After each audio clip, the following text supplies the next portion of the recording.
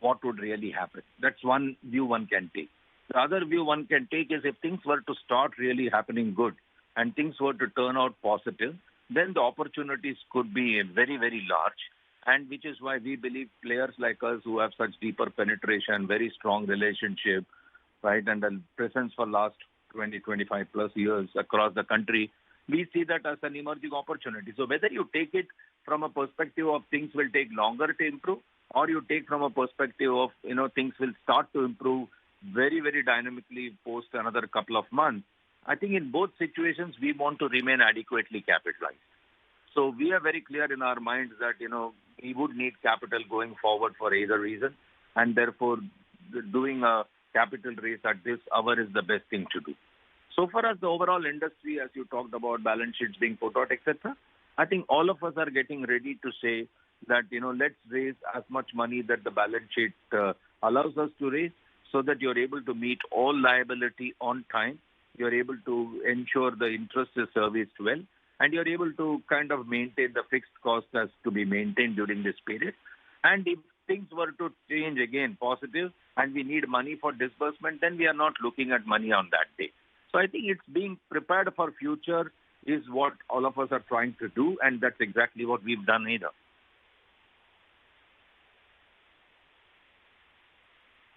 Right. So there is a concern still on the street among some industry participants who interact with us that, the good ones are being able to change their mix of their capital because that's the raw material for them very well, bring credit costs down and get money on the table. Some others, smaller players perhaps find it difficult. But the point remains that in the business cycle going ahead 4 to 8 quarters down the road, the risks, and hiccups continue to be on the asset quality front. What would you tell them? What is the reality on that front in your observation? How much can NPA spike up in your view for NBFCs or lenders in general? Now even retail, is at risk. I think it's important to understand the overall, segment mix of the consumers who've taken from NBFCs. There are very two clear broad segment, if you may ask, which is need-based segment and an aspirational segment. I think so far as the need-based segment is concerned, whether they take vehicles, tractors, small LCV, any of these vehicles, they are all livelihood product. They are put to use, they earn out of the product and they repay their monthly installment. And therefore, there could be some delay caused by lowering of the revenues for them. The business size has shrunk and that would delay their installment. But they would never reach the defaulting category of someone who will not want to repay types. Because they are all underlying collateral and the people will want, and they have invested 25% of their money in acquiring that asset. So there will be no intentional defaulter. Some circumstantial delay and pressure could build up. And therefore, I would think that one should not be overly concerned if in a quarter or two, if the overdues go up or if an NPA inches upward. But they are not going to be a write-off or a bad debts over a period of time. They would come back for sure. There could be some segments where people have taken consumption loan or people have taken certain aspirational products.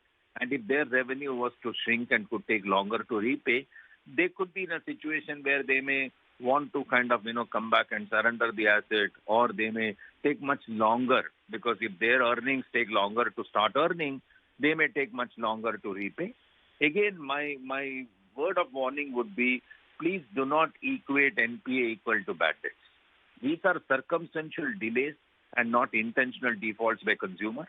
And circumstantial delays in our own experience, historically we have seen, even with some delayed time, the installments do come back. So I would not think that even if NPA was to go up in retail with collateral backing, I think the money would come back. Yes, if there are unsecured loans and if the customer is not able to earn and if they are going to be in default, possibly some percentage of that could turn out to be bad. But collateral backed, livelihood products, earn and pay products, segments who have been in this business for long would never be intentional defaulters. Circumstantial delay could be there.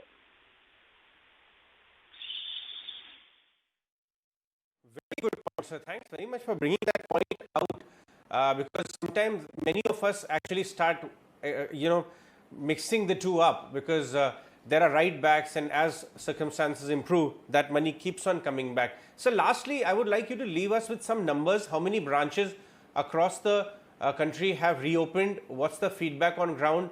Are inquiries coming in? Any outlook, any something which could share how things look 3-4 months out?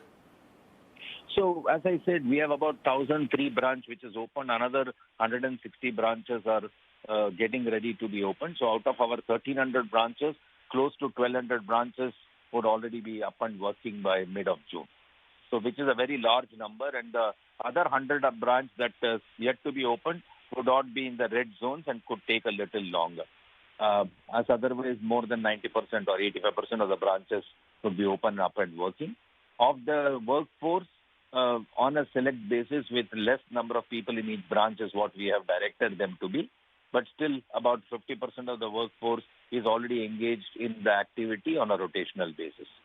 So far as footfall in branches are concerned, as I said, we are already seeing from 5,000 couple of days back to 7,000-8,000 on a daily basis. We are seeing consumers walk in.